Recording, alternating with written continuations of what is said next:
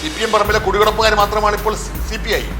ആ കുടികിടപ്പുകാർക്ക് ഇടയ്ക്കിടയ്ക്ക് മൂളാൻ ഇറങ്ങാമെന്നല്ല, അതിനപ്പുറം പറയാനുള്ള ധൈര്യമില്ല. കാനം രാജേന്ദ്രൻ ഇടയ്ക്കൊക്കെ വെടിപൊട്ടിച്ചിരുന്നു, ബിനോയ് ആ പാത പിന്തുടരുന്നു. പക്ഷേ അടിസ്ഥാന പ്രശ്നങ്ങൾ വരുമ്പോൾ അവർ ഒറ്റയ്ക്ക് പോകുന്നു. അൻവർ ഒരു ദിവസം അൻവർ വെടിപൊട്ടിക്കും, അടുത്ത ദിവസം മുഖ്യമന്ത്രി കാണുമ്പോഴത്തേക്ക് ആയി, പിന്നെ വെടിപൊട്ടിക്കും, പിന്നെ ആയി. അപ്പം അങ്ങനെ ഒരു ട്രപ്പീസ് കളിയാണ്. CPMൻ്റെ ശത്രുക്കളായി മാറിയിരിക്കുന്ന അവർ എന്തിനോട് തുടരണം? അതുകൊണ്ട് CPM ബന്ധം, അവരുടെ വാക്കുകൾക്ക് പുല്ലുവില പോലും കൽപ്പിക്കാത്ത CPMൽ തുടരണമോ? രാഷ്ട്രീയ നേതൃത്വം ഭാഗത്തൊന്നും വിചാരിച്ചാൽ അഴിമതി ഉണ്ടാവില്ല, ഉദ്യോഗസ്ഥനും വിചാരിച്ചാൽ ഉണ്ടാവില്ല. അവർ തമ്മിലുള്ള നെക്സസ്, അവർ തമ്മിലുള്ള അവിഹിത ബന്ധമാണ് എല്ലാ അഴിമതിയിലേക്കാണ്. സുരേഷ് ഗോപിക്ക് വോട്ട് പറഞ്ഞില്ലായിരുന്നെങ്കിൽ താൻ ജയിക്കുമെന്നാണ് സുനിൽകുമാർ കരുതുന്നത്. അതിൻ്റെ അർത്ഥം എന്നുണ്ടെങ്കിൽ സുനിൽകുമാർ കിട്ടേണ്ട CPM വോട്ട് പറഞ്ഞു എന്നാണ് പറയുന്നതിൻ്റെ അർത്ഥം. അപ്പോൾ കോൺഗ്രസിനേക്കാൾ കൂടുതൽ വ്യതയോടുകൂടി സംസാരിക്കുന്ന സുനിൽകുമാറാണ്. നമസ്കാരം. യാതൊരുവിധ മുഖവരയുടെയും ആവശ്യമില്ലാത്ത ഒരു രാഷ്ട്രീയ നേതാവാണ് ഇന്ന് എൻ്റെ കൂടെയുള്ളത്. കോൺഗ്രസ് നേതാവ് ചെറിയാൻ ഫിലിപ്പ്. നമുക്ക് സ്വാഗതം ചെയ്യാം അദ്ദേഹത്തെ. നമസ്കാരം. കഴിഞ്ഞ ദിവസം താങ്കളുടെ ഒരു ഫേസ്ബുക്ക് പോസ്റ്റ് കാണാനിടയായി. അൻവറും ജലീലും CPM ബന്ധം ഉപേക്ഷിച്ച് പുറത്തു വരണമെന്ന്. അങ്ങനെ അത്ര പെട്ടെന്ന് അൻവറും ജലീലും CPM ബന്ധം ഉപേക്ഷിച്ച് പുറത്തു വരുമെന്ന് താങ്കൾ കരുതുന്നുണ്ടോ? അൻവറിന് ഒരു രാഷ്ട്രീയ പൈതൃകമുണ്ട്, അത് കോൺഗ്രസ്സാണ്. അദ്ദേഹത്തിൻ്റെ പിതാവ് ഉൾപ്പെടെയുള്ള ആളുകൾ കോൺഗ്രസിൻ്റെ, പ്രത്യേകിച്ച് ലീഗിൻ്റെ കോട്ടയായ നിലമ്പൂരിൽ കോൺഗ്രസ് പ്രവർത്തനത്തിൽ മുടികിയ ആളുകൾ. ഞാൻ കോൺഗ്രസ്സിലുണ്ടായിരുന്ന ആദ്യ കാലഘട്ടത്തിലൊക്കെ അൻവറും നമ്മുടെ സഹപ്രവർത്തകനായിരുന്നു. ജലീല് ജമാഅത്ത് ഇസ്ലാമിലായി, സിമിയിലായി, പിന്നീട് മുസ്ലിം യൂത്ത് ലീഗിലായി. അവിടെ കുഞ്ഞാലിക്കുട്ടിയുമായി മത്സരിച്ച് വന്ന് അവസാനം കഴിഞ്ഞ 10-20 വർഷമായിട്ട് ഒരു LDF സഹയാത്രികനാണ്. രണ്ടുപേരും കമ്മ്യൂണിസ്റ്റുകാരല്ല, ഇപ്പോഴും കമ്മ്യൂണിസ്റ്റ് പാർട്ടിയിൽ അംഗമല്ല. കമ്മ്യൂണിസ്റ്റ് പ്രത്യയശാസ്ത്രത്തോട് ഒരു പ്രതിബദ്ധതയും ഉള്ളവരല്ല. ഞാൻ ഇടതുപക്ഷ സഹയാത്രികനായിരുന്നെങ്കിലും കമ്മ്യൂണിസ്റ്റ് സിദ്ധാന്തം ഒരു കാലഘട്ടപ്പെട്ട സിദ്ധാന്തമാണ് വിശ്വസിക്കുകയും കമ്മ്യൂണിസ്റ്റ് പാർട്ടിയുമായി സഹകരിച്ചെങ്കിൽ പോലും അതിൻ്റെ പ്രത്യയശാസ്ത്രപരമായ കാര്യങ്ങളിൽ എനിക്കുള്ള യോജിപ്പ് രേഖപ്പെടുത്തി. അൻവറും സഖാവാണെന്നൊക്കെ പറയുന്നുണ്ടെങ്കിൽ പോലും കമ്മ്യൂണിസ്റ്റ് മൂല്യങ്ങളിൽ വിശ്വസിക്കുന്ന ആളാണെന്ന് ഞാൻ വിശ്വസിക്കുന്നില്ല. ഇന്നിപ്പോൾ അൻവർ പെട്ടെന്ന് ഒരു പ്രകോപനത്തിനിടയായ കാരണം എന്താണെന്നുള്ളത് എനിക്കിപ്പോഴും വ്യക്തമല്ല. ജലീൽ അതിന് പിന്താങ്ങുന്ന അവസ്ഥ വന്നു. രണ്ടുപേരും MLA-മാരാണ്. മാർക്സിസ്റ്റ് പാർട്ടിയുടെ സഹായത്തോടു കൂടി MLA-മാരായ ആളുകളാണ് അവർ തുടരുകയും ചെയ്തു. അപ്പോൾ അൻവർ പറഞ്ഞ ഒരു കാര്യങ്ങളെന്ന് പറഞ്ഞാൽ, അൻവർ ഒരു കാലഘട്ടത്തിൽ CPM നിന്നപ്പോൾ പോലും ആരോപണങ്ങൾക്ക് വിധേയനായ വ്യക്തിയാണ്. പലപ്പോഴും CPMൻ്റെ കണ്ണിലെ കരടാവാനുള്ള കാരണം അൻവറിനെതിരായി ഉയർന്ന ആരോപണങ്ങളാണ്. അദ്ദേഹത്തിൻ്റെ മറ്റേ ബിസിനസ്സുമായി ബന്ധപ്പെട്ട വിവാദങ്ങൾ, അദ്ദേഹം കുറേ ആളുകൾ ഇല്ലായിരുന്ന വിവാദങ്ങൾ, അപ്പോഴെല്ലാം CPM അദ്ദേഹത്തെ പിന്തുണയ്ക്കുന്ന അവസ്ഥയാണ് സ്വീകരിച്ചത്. ഇപ്പോൾ പെട്ടെന്ന് അൻവർ ഇങ്ങനെയൊരു വെളിപ്പെടുത്തലിന് തയ്യാറായതിൻ്റെ പിന്നിലെ ചെയ്തകാര്യം എനിക്കറിയില്ല. അത് CPMൽ തിരുത്തൽ വേണ്ടിയാണോ എന്ന് ചോദിച്ചിട്ടുണ്ടെങ്കിൽ തിരുത്തലിനുള്ള മാർഗം ഇതല്ലല്ലോ. ഞാനും തിരുത്താൻ ശ്രമിച്ചിട്ടുണ്ട്. തിരുത്താൻ നടക്കുന്നില്ലെങ്കിൽ പിന്നെ അവിടെ വന്നിട്ട് കാര്യമില്ല. മാത്രമല്ല CPM പോലുള്ളൊരു പത്രത്തിൽ പാർട്ടിക്ക് പുറത്തു നിൽക്കുന്ന ഒരാൾക്ക് അവിടെ തിരുത്താൻ പറ്റത്തുമില്ല. കോൺഗ്രസിൽ പോലും സാധ്യമല്ല, പിന്നെ CPMൽ ഒട്ടും പെടുക്കും. അതൊരു കേഡർ സ്വഭാവമുള്ള പാർട്ടിയല്ലേ. അപ്പോൾ അൻവറുടെ പിന്നിലുള്ള രാഷ്ട്രീയ നിലപാട്, അൻവറിൻ്റെ ലക്ഷ്യം എന്താണെന്നുള്ളത് ഇപ്പോഴും വ്യക്തമല്ല. എങ്കിൽ പോലും അൻവർ ഉയർത്തിയ പ്രശ്നങ്ങൾ കേരളത്തിൻ്റെ സമൂഹത്തിൽ ചർച്ചാ വിഷയമാണ്. ADGP-യെക്കുറിച്ചുള്ള പരാമർശങ്ങൾ, PCC-യെക്കുറിച്ചുള്ള പരാമർശങ്ങൾ, അദ്ദേഹം സ്വർണ്ണക്കടത്തുമായ പരാമർശങ്ങൾ, ഇതെല്ലാം കേരള സമൂഹത്തിൽ ഇപ്പോൾ ചർച്ച ചെയ്യപ്പെടുന്ന വിഷയമാണ്. അൻവർ ഉയർത്തിയ പ്രശ്നങ്ങളിൽ ഒരു ദുരൂഹത നിൽക്കുന്നു. ആ ദുരൂഹത മാറ്റേണ്ട ഉത്തരവാദിത്വം അൻവറിനെ MLA ആക്കിയ പാർട്ടിക്കുണ്ട്, അല്ലെങ്കിൽ കേരളം ഭരിക്കുന്ന പാർട്ടിക്കുണ്ട്. പക്ഷേ ഇപ്പോഴും അൻവർ ഉയർത്തിയ കാര്യങ്ങളെക്കുറിച്ച് പാർട്ടി ചർച്ച ചെയ്തു എന്ന് പറയുന്നതല്ലാതെ ഇപ്പോഴും അതിൻ്റെ വിശദാംശങ്ങൾ പാർട്ടി നേതാക്കളോ മുഖ്യമന്ത്രിയോ വ്യക്തമാക്കിയിട്ടില്ല. ശശിയെക്കുറിച്ചുള്ള ആക്ഷേപത്തിന് മറുപടി ശശിക്ക് ക്ലീൻ ചിറ്റ് കൊടുക്കുന്ന അവസ്ഥയിലാണ് പോയിക്കൊണ്ടിരിക്കുന്നത്. അപ്പോൾ ഈ സാഹചര്യത്തിൽ അൻവർ ഒരു ദിവസം അൻവർ വെടിപൊട്ടിക്കും, അടുത്ത ദിവസം മുഖ്യമന്ത്രി കാണുമ്പോഴത്തേക്ക് ആയും, പിന്നെ വെടിപൊട്ടിക്കും, പിന്നെ ആയും. അപ്പോൾ അങ്ങനെ ഒരു ട്രപ്പീസ് കളിയാണ്. ഈ കളിയിൽ അൻവറിൻ്റെ കളി എവിടെ ചെന്ന് അവസാനിക്കുമെന്ന് പറയാൻ സാധ്യമായിട്ടില്ല. പക്ഷേ ഒരു കാര്യം വ്യക്തമാണ്, അൻവറിന് CPMൽ തുടരാൻ പറ്റില്ല. ഒന്ന്, CPMൽ ജനാധിപത്യ സ്വഭാവം ഇല്ലാത്ത, സ്വാതന്ത്ര്യമില്ലാത്തൊരു പാർട്ടി എന്ന നിലയിൽ അൻവറിനെ പോലെ ഒരു തിരുത്താൻ ശ്രമിക്കുന്ന ഒരാൾക്ക് അതിൽ തുടരാൻ, അതുമായി ബന്ധത്തിൽ തുടരാൻ സാധിക്കില്ല.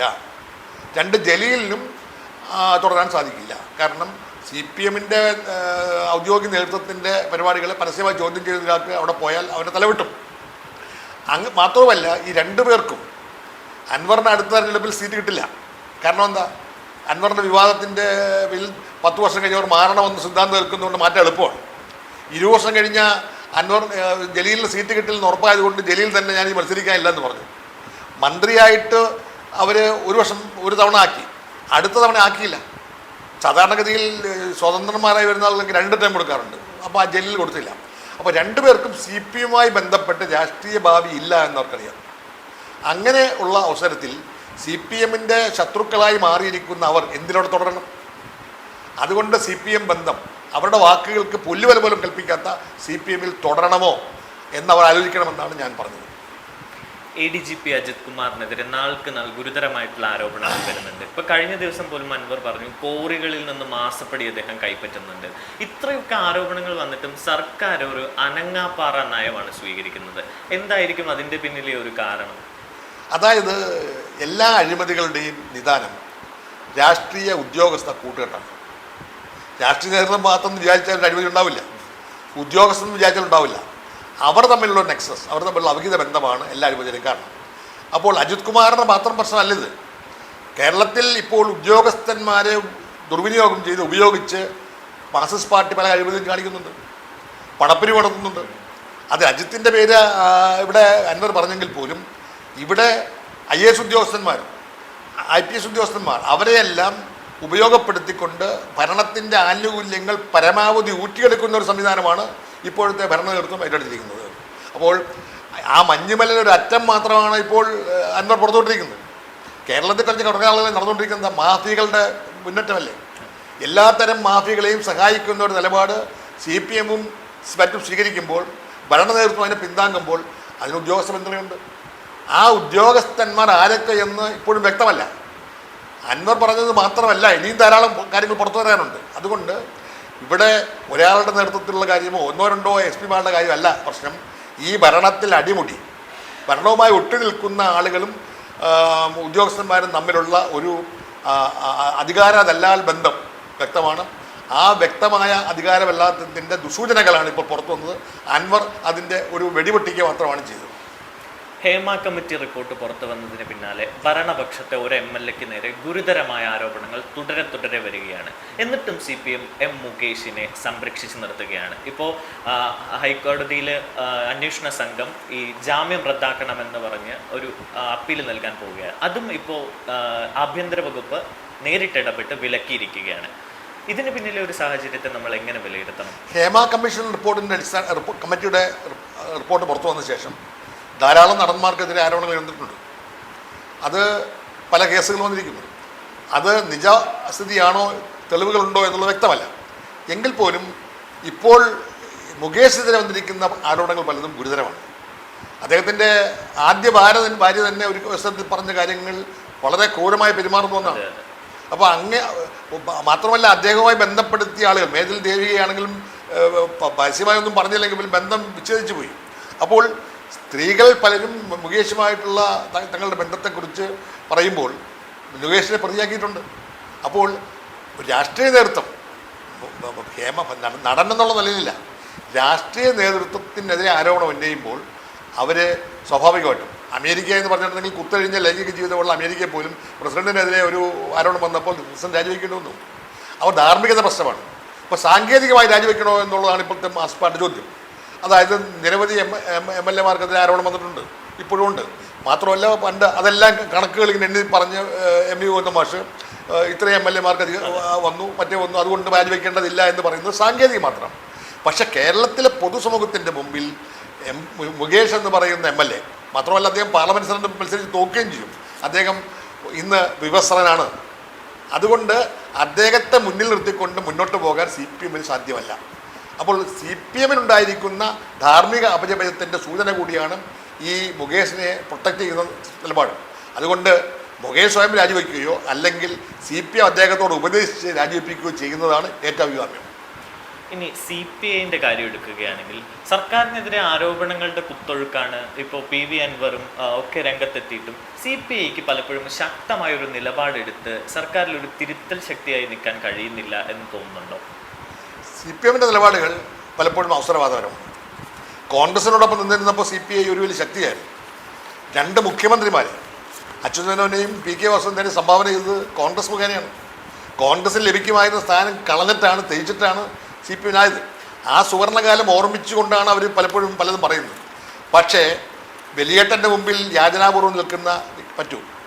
CPM പറമ്പിലെ കുടികിടപ്പുകാർ മാത്രമാണ് ഇപ്പോൾ CPI. ആ കുടികിടപ്പുകാർക്ക് ഇടയ്ക്കിടയ്ക്ക് മൂളാൻ ഞരങ്ങാമെന്നല്ലാതെ അതിനപ്പുറം പറയാനുള്ള ധൈര്യമില്ല. കാനം രാജേന്ദ്രൻ ഇടയ്ക്കൊക്കെ വെടിപൊട്ടിച്ചിരുന്നു, ബിനോയ് ആ പാത പിന്തുടരുന്നു. പക്ഷേ അടിസ്ഥാന പ്രശ്നങ്ങൾ വരുമ്പോൾ അവർ ഒറ്റയ്ക്ക് പോകുന്നു. മുയലിനോടൊപ്പം ഓടുകയും വേട്ടപ്പട്ടിയോടൊപ്പം വേട്ടയാടുകയും ചെയ്യുന്ന കേട്ടിട്ടുണ്ട്.